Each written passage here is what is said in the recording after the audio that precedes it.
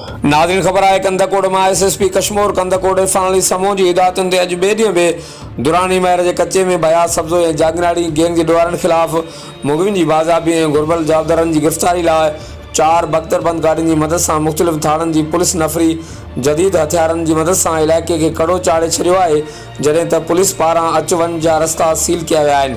Police ज़रियनि मूजिब भया जागीराणी ऐं सब्ज़ोई gang के ॾोहारनि ऐं पुलिस विच में एक भेरो ॿीहर अछिती फायरिंग शुरू थी वई है। Rocket launcher anti aircraft gun ऐं ॿियनि जदीद हथियारनि सां मुक़ाबिलो हलंदड़ आहे, जॾहिं त फायरिंग सबबि इलाइक़े में ख़ौफ़ ऐं ॾका पखिड़िजी वियो आहे। इलाइक़े वासी घरनि ताईं महदूद थी विया आहिनि।